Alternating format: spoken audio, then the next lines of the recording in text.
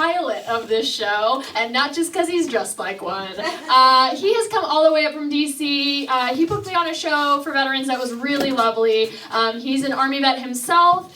He's from Washington, DC. You've seen him perform on Fox News. It's okay. I vetted.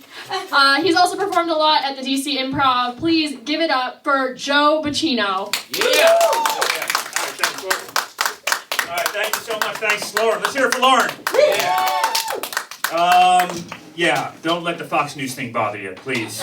Okay, I'm not a Trump supporter. Unless you are, then I am. No, okay, you're not. Nobody is. Okay, we're not. Nobody here is. Okay. Thank God. Everybody's stressed out in DC. Everybody's worried about it. You know, I was just thinking, I looked the other day, we're only 46 days into this Trump administration. You know, it's like, how many fucking dog years is this next 4 years going to be? You know? At the end of this term, we're all going to look like Jimmy Carter at the end of his life. It's going to be rough. It's rough. I don't know. I'm an odd fit. Like, I'm not hot. This is hot coming from the area. I'm not hot.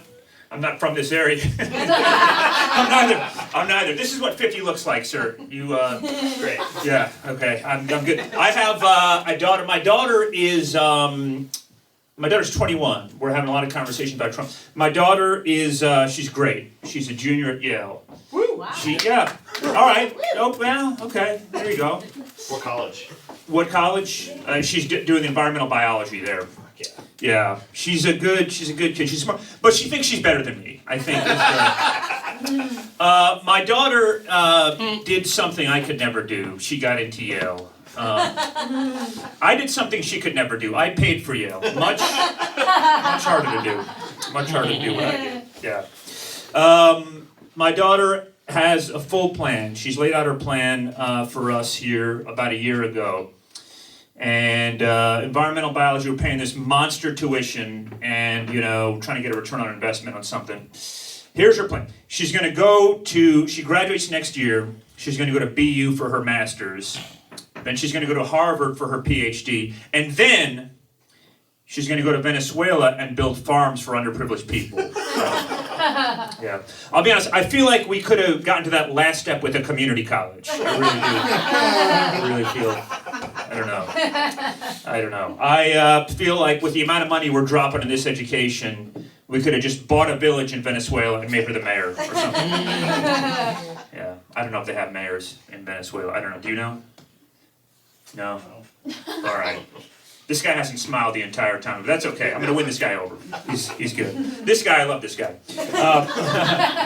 I retired from the Army. I told my daughter over the holidays that I want to do this. I said, you know, I'm trying to start a career in stand-up comedy at age 50. And she said, Dad, that's the dumbest thing you've ever done. That's what she told me. I said, oh, you didn't know me in the 1980s. This is not even close to the dumbest thing I've ever done. In the 1980s, I was in an all-white rap group called 7 Days a Weed. Yeah. I wasn't going to do this. I've never done this on stage. I haven't done this since the 80s, but Marcella sang. I could spit some bars. You want me to spit like one bar? Okay. Just keep in mind, this isn't like the comedy part. This is like a talent show thing. Just keep in mind, it was the 80s. Ronald Reagan was the president. We did political rap.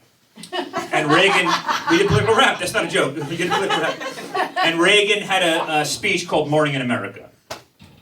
Okay, you want me to do it? Yeah. All right. Reagan tells us it's morning in America. All I see is darkness getting eerie. The social contract is torn and thrown away. And Reagan just tells us to kneel and pray.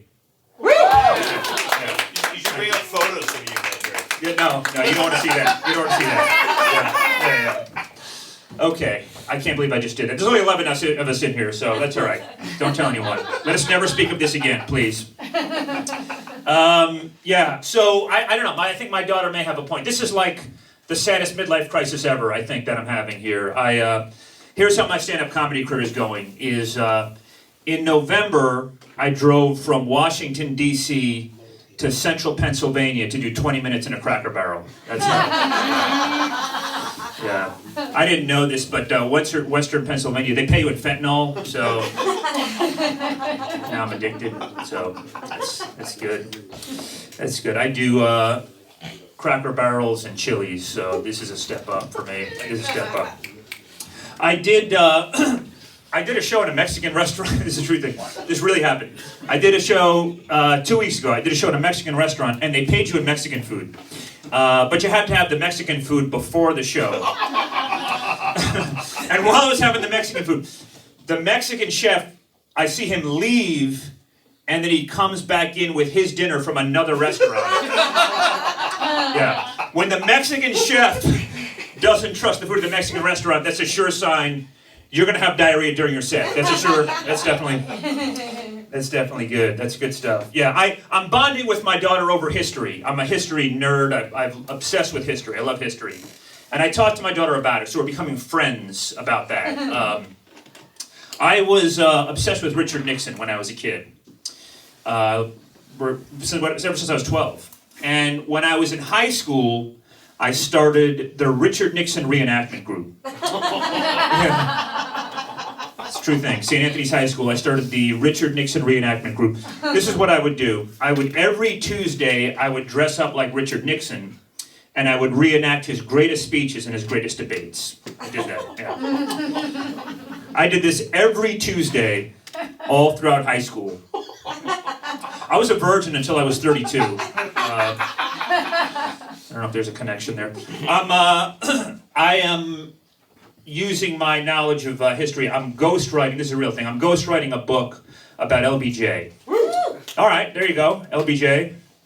LBJ fan, sir? I found this on the web. Oh, boy. All right, there you go.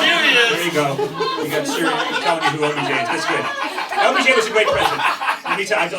I'll tell you before Siri does. LBJ was a great president. He was the greatest civil rights president. He really was. He was a great president. There's no joke part to that. He was a great president. He was a great civil rights president. Vietnam brought him down. But my point is, it's cool. It's weird ghostwriting a book because it's a 700-page book. And I do all the research for this, and I do all the writing, but my name goes nowhere on this book, not even in the acknowledgments. So I started writing myself into the book, like, Joe Buccino wrote the Civil Rights Act of 1965, It's cool. It's cool. No one's going to read it. That's all right. It's good. Everything's good. So, yeah, I retired from the Army. I had a long Army career. I did a long Army career. And I became a veteran for the first time. All right, okay, thank you. Thanks. Thank you, sir. Appreciate it. Don't get too excited. I didn't do anything too hard in the Army. I was what was known as a 46 Alpha, which basically means I was an HR manager with a rifle. That's what I did. I didn't even know how to shoot the rifle, I do have a lot of time in Afghanistan. I can always tell when a veteran's been in Afghanistan. Here's a tip. Here's how you can identify when a veteran's been in Afghanistan. They'll fucking tell you. That's how you know. They'll never stop telling you.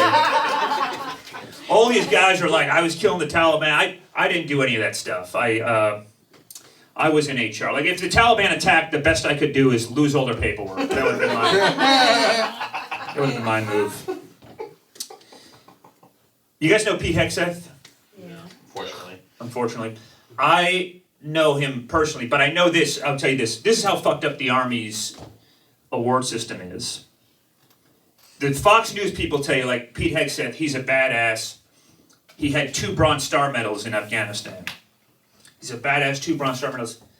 I have 3 Bronze Star medals in Afghanistan, and I work at Hopkins. That's how fucked up.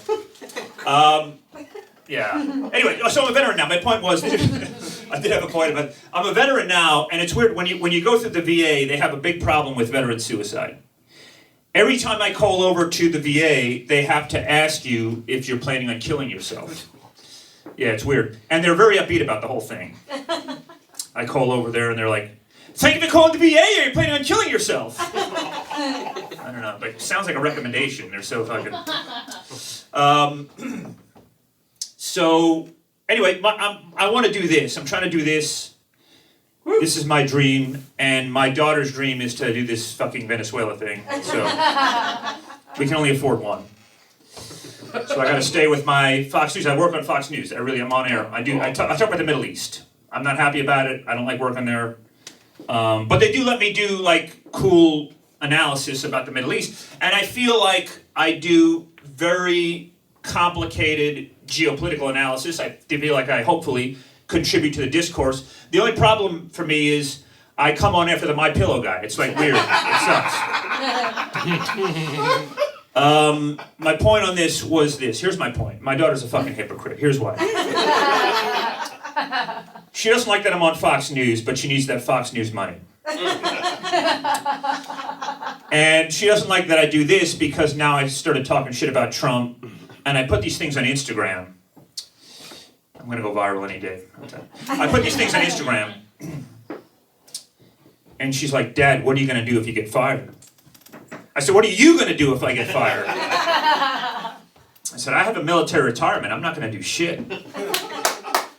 Thank you. I said to her, "Look, if you really want that PhD, you might want to think about an OnlyFans."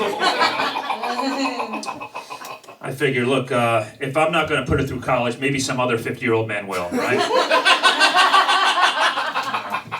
Now you know why the VA keeps asking me if I'm going to kill myself. Thank you. All right, thank you so much. Thank you. And thank all of you! That's the show. Thank you, everybody. Yes, the planes have been crashing lately, but this show was an absolute hit. Yes, we landed safely. We'll be back next month. April 15th? I think so. Yeah. Yeah, the second Sunday of the month, and next month I think is actually going to be our last show. But it'll be hot and sexy as ever. Yeah. That's right. We'll be hot from the grave, baby, and we hope to see you. Funeral. Yeah, the theme will be sexy funeral, revenge funeral, and we hope to see you all there. Thanks so much, you guys. Thank Have you a great for week. coming. Put the lights on. Good shipper. Yeah, thanks, man. I enjoyed it. Was the light for 2 minutes or 1 minute? I don't know. Yeah, because you seem like so. How you doing? What's up, boss? Thanks, man.